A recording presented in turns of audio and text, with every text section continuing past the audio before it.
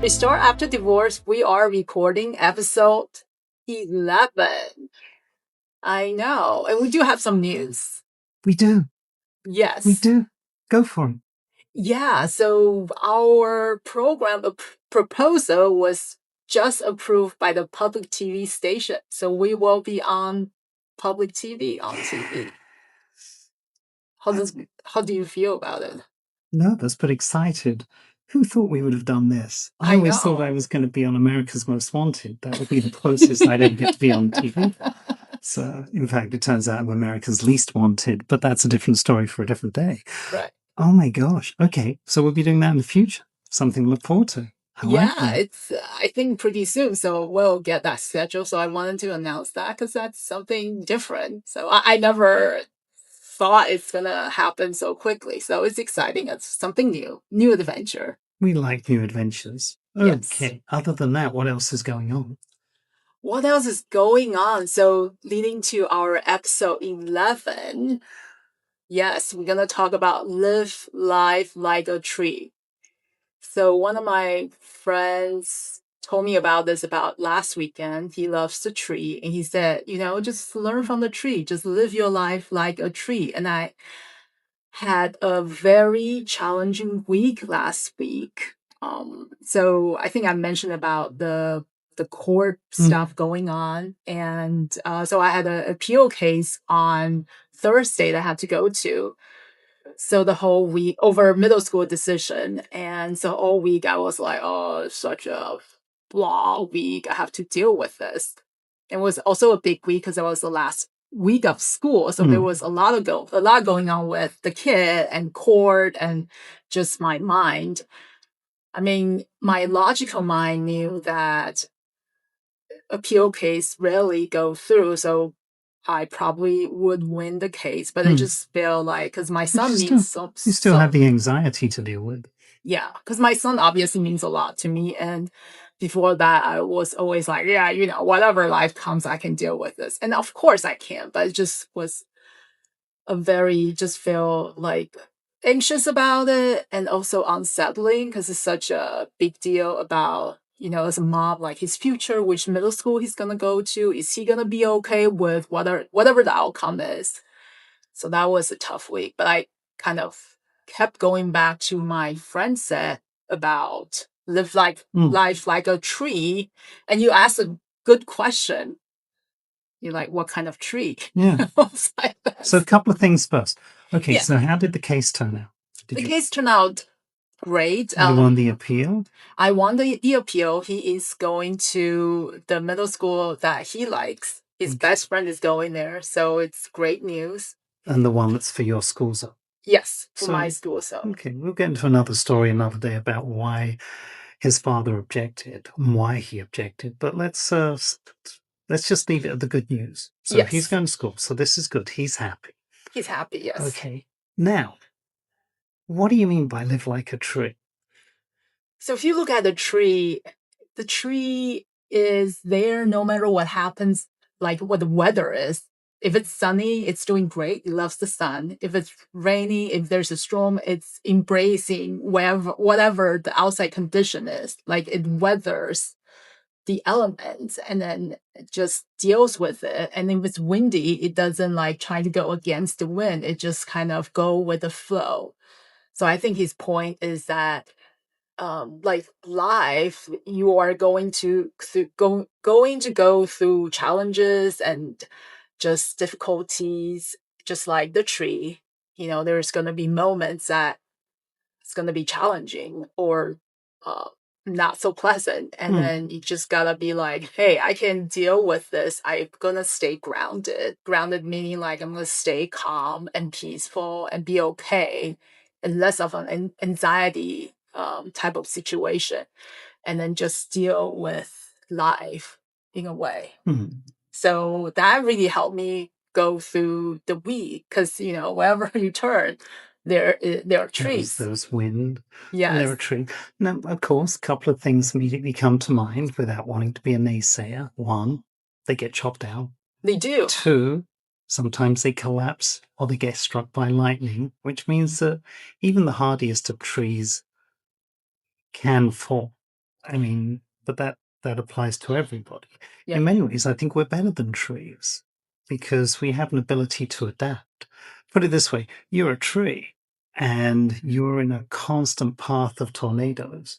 You can't be like us and say, you know what? I think I'm going to move this way to avoid the tornadoes. That's true. So I understand what your friend means by being like the tree because the tree moves. I'm fascinated at times to just sit there and watch how the trees move in the wind and watch Yes. their leaves flutter. Then I hate when the leaves fall off. There's nothing so sad as a naked tree. Really isn't easy to draw, but not so easy to deal with in terms of how I feel emotionally about them. But yeah, unlike trees, we have the ability to adjust.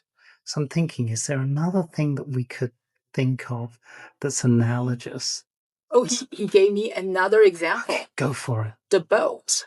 It's like you go downstream, you don't try to go upstream, or do your best, right? If you go kayaking, you go with the flow, kind of with the life. There's gonna be rocks and obstacles.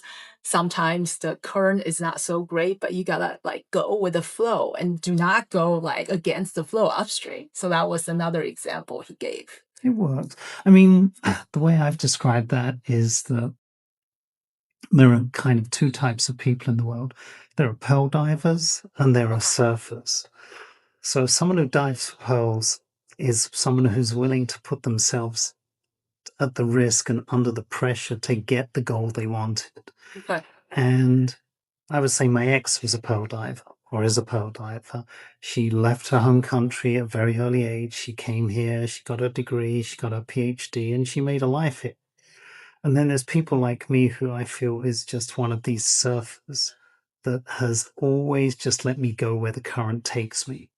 It's like I've bobbed along on the surface. I've never gone down there for the pearls. Maybe the pearls were down there for me, but I said, I kind of like it up here in the sun, enjoying the ocean, and haven't necessarily taken many steps in my life to go against the current or push against where the flow takes. And I think most people are like that. There are more surfers, there are more people who float on the surface than necessarily dive underneath it to get what they want. And I've been lucky. I feel I've been lucky that the way the water has taken me has actually been pretty good. However, I was to look back, I'm sure there are moments where I have said, you know what, I will make that effort to dive. I wasn't supposed to go to university. None in my family went to university, but I did. I did that off my own back. It wasn't like I had But you did dive. financial support, so I did it. But to some extent, I feel always that my efforts at diving were not so extreme that I really put myself to a great deal of stress. At the time, probably I thought it was stressful, but when I look back on it now, and we're talking over 30 years ago now, I look at that and go, yeah, that was easy. Did you know it's a big deal to go to college as the first person in your family? It's a huge deal. So you did dive. I did dive, but Give it didn't yourself feel like more it at the credit, time. probably. It didn't feel like it at the time. Maybe some people are just better geared to making those efforts, putting that sacrifice and putting themselves out of their comfort zone. I would say parenting is one of the diving moments. Right. Yeah, definitely. Because my definition of parenting has always been it constantly requires you to step outside your comfort zone. Totally. Being not just in terms of everything, I think. Staying up late at night, learning how to deal with the diapers, learning how to deal with the children themselves, but also in order to support and love your children, you end up doing things which, if it was left up to you, you wouldn't do. I think a primary one would be. I was thinking Going there. Yes, I coached soccer one season, and I still have no idea about a soccer game. to be England manager. We can make an episode out of it. It's a fun story. Yeah, I mean, we should. I think for me, I know one of my comfort zones that I completely left behind, and very thankful I did in the long run, was the beach. I was showing somebody a picture of me at the beach earlier today, And I was all of like 2 years old, 3 years old. There's me with a little bucket and spade in the sand, looking as cute as a button. And I could say with a certain degree of confidence that between that picture being taken and the next time I went on the beach was probably 40 years. Like, I never was a beach guy. And, when I grew up, the idea of going to the beach for a vacation, no. I But lived at the here- beach and I never went to the Yeah, beach. but here it's a big deal. Well, here, it was something I successfully avoided for the first, let's see, 1993 to 2007, 2008. So I avoided it for the first 15 years. Then my eldest son was born, and He loves it, doesn't we he? need to go to the beach. We need to go see his in-laws who live on the coast. So we're going to the beach. There is a picture of me hidden somewhere in the depths, God knows where, of me sitting on a beach with my son, and he's in his little pair of shorts, and he's got his little hat on, and I'm in a pair of black trousers with my shoes and socks off, with my trouser legs rolled up, in a white shirt. That was the first time I'd been to the beach as a grown-up. Now, God, I just love going to the beach. I love hanging out at the beach. I love hanging out by the pool. I love doing all kinds of good stuff like that. That would never have happened had I not been forced to do it because of my child. So you kind of dived. Yeah, you dived I it. did dive. But Yeah. the diving actually, I think, is driven by external dynamics. It's Of course, yeah. your More. children Yeah. force you to become divers in ways you never expected. Exactly. Like Like you coaching becoming soccer. a coach, yeah. It was I'm sure like you were a really good coach. I was actually coach of the year. You were? Yes. Even though you don't understand soccer.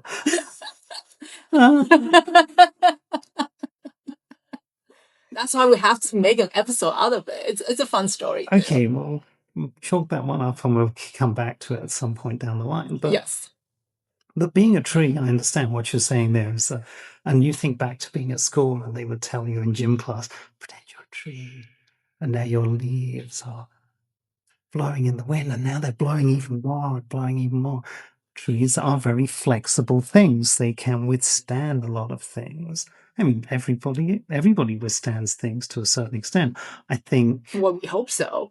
I've met people who can't deal with being a tree. No, but just challenges in life. They just shut down and don't want to deal with life. Is it challenges in general, or is it some challenges? I think challenges in general. Yeah, they're just not emotionally strong enough to deal with the realities of day-to-day life. They're very sheltered, yeah. But why do you think that is? What caused it to happen in the first place? Is it nature versus nurture? Is there something about them in terms of, say, neurodivergence or their character?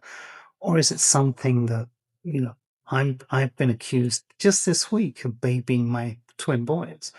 And the impression I get is that there's a fear that because I baby them, they won't be able to deal with trauma or challenges later on in life. I personally disagree with that. I feel that you're not babying them because you want to protect them per se. You baby them because you want them to feel loved, which I think in a situation where you have a separated parents, it's really important to make sure that the kids do not feel as if A, they're being used as a weapon, right? Back to your court case, and B, they don't feel neglected as a result of your not being there all the time. In many ways, I think what's happened with me is I've actually upped my game in terms of parenting. That's great. It's like I'm more of a parent now than I was before. Not that I was ever a bad parent. I was a very loving and indulgent parent. But I think we've covered this topic before. I'm far more mindful about the way I parent these down because every moment is precious.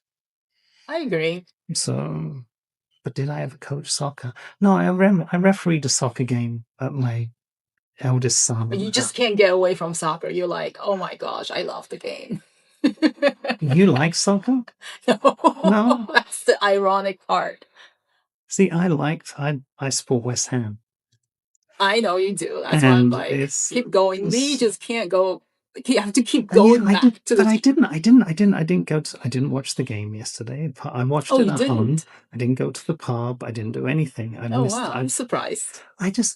I'm so disillusioned about football right now because of the whole West Ham fiasco that I just can't bring myself to enjoy that in the company of others. Like, I watched it yesterday and probably fell asleep through half of it. Which I couldn't do at a pub. I couldn't do at a group event. So I watched it in privacy in my own home. I was disappointed with the result, but just at the end of the day went, it is what it is. What can I do about it? Which may be the tree. I just bend it. I bent with it. It's bended a word. It is, but it's not in the context of this. I really need to bring a drink with me so I can talk for extended periods of time. We'll get there. Right. If you were a tree, what kind of tree would you be? I don't think it matters to me. It matters. It depends on where you live, right? No, don't think about it in terms of context. Think about it in terms of spirit. If you were a tree, spiritually, what kind of tree do you think you would be? I have no idea. I always wanted to be a Japanese maple. Oh, Japanese? Why? They're hot. They're really attractive trees. And there's just something very peaceful about them. Okay. I love the peacefulness of them. They just look very, very calm, very laid back trees. They're not big. They're not trying to prove anything like the oak. They're not in your face like an elm tree. And they're certainly not giant weeds like conifers. Do not like fir trees. Classic Christmas tree type trees. Okay. No, because they spread their needles everywhere. They get in the way. It's like to me, they're just overgrown weeds. Okay. I had a house at one point where I had 8 fir trees in a row down one side of the house, and it just destroyed everything that was there around them. So yeah, I'd rather be a Japanese maple. Okay. Beautiful color, beautiful shape. Interesting choice. Yeah. Now it's your turn. You can't let me expose myself that vulnerably. I don't think I think I like the nature, but I don't know of a lot of trees. I'm not on first name terms with that many trees myself. Yeah. Trust me. I think cherry trees or cherry blossom trees would be a good choice. That would be good. They're Asian. They're pretty. They're pretty in the spring. People enjoy them. Yeah. Yeah. Cherry trees are good as well. Any fruit-bearing tree is great because it means you're bringing nutrition to people. So it's like it works well in that respect. But yeah, Japanese maple was always fun. I used to ask that question of interviewers. So when I was interviewing for positions... Oh, you did? It was one of the questions I used to throw at people while I was in the interview process. Oh, fun. And it was primarily because I wanted to see how they responded. I was interested sometimes. I actually was genuinely interested in their tree because it helped me understand them philosophically. Okay. But it also was a great way of throwing a total curveball at them. And see how they react, right? Because the way I looked at it was, I'm going to work with this person 5 days a week for years possibly. Yeah. How are we going to interact as people? It's like, it was really important. So, asking a question like that threw them and then judging what their answers were like was important to me. I mean, if somebody had come back and said, that's got nothing to do with this job, it's a stupid question, I would have gone, great, I wish you the best of luck, because I don't think we can work together. Like, no, you want somebody who can goof off. You want somebody to be a person as well as an employee. And so it's really important to find those little curveball questions that would test a person's character, test a person's sense of humor, their personality. So you were really excited to talk about this topic. You're like, trees, yes, that's my interview question. Yeah. Did I think about being like a tree? As soon as you mentioned it before we started. You did ask. I did right away. I did say, it's like, yeah, okay. I think we know where we're going with this because trees do bend in the wind. That's the thing. You pretended you didn't know. Oh, trust me, I'm really good at pretending to be ignorant, that's a great way of basically covering the fact that when I am truly ignorant about something, people think I'm still acting. It's part of the gaslighting. Okay. It really is. If you pretend to be dumb about everything, but really you know something about what's going on, and then suddenly you come across as being articulate and erudite about a subject, it's great. But if, on the other hand, you just pretend everything is beyond your mental capability, you've covered your bases there. I was taken back, like you were like, what do you mean? I was like, how would you not know this? Please, seriously. I was so shocked. But now you are coming out with like, I actually knew all along. Of course I did. Of course you do. It's not so much I knew all along. I was interested to understand what your friend thought meant by saying be like a tree. Yes. Like, because some trees snap pretty easily. Well, they won't be around for a long time, They right? are, but we're all, you could be like grass. Grass works well in a groove and it handles everything. Yeah, grass is intense a great rain, snow, whatever. Vegetable. In general terms, plantation does a better job of surviving than we do. Life is a lot more rougher. It's rougher, but it's simpler. But it's so rough. Like, imagine you have to be outside 24/7, just deal with the elements. But the interesting thing about that, you could also say, well, be like a cat, be like a dog, because dogs and cats can withstand the cold very well compared to us. I think I was driving with the boys one weekend, and we were out in Great Falls, and we passed, and it's cold out there, and we passed these horses in a field, and they went, "Aren't they cold?" And I went, I don't know if they understand what cold is.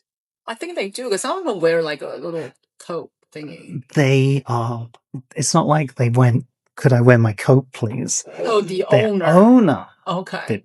Now, this is a little risque, but let's go here because I read this article a few weeks back and it was so emblematic of the way people think in such self-centered manners. There was a study I read, I think it was in The Guardian. Thank you, Guardian, best newspaper in the world. And it said that vets and animal psychologists have now determined, cover your ears, children, that it's okay if your budgerigar masturbates in the cage. Imagine this. Okay, so birds apparently pleasure themselves. Okay. Same way I found out when I had chinchillas, that chinchillas pleasure themselves as well. It's like, apparently, a lot of people, when they see their budgies, their other little birdies, pleasuring themselves in the cage, they take them to the vets.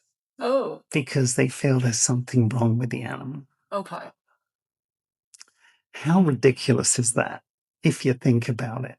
That somebody sees their bird, their pet, their animal, doing something that they find unpleasant, and they think the problem is the bird, not them.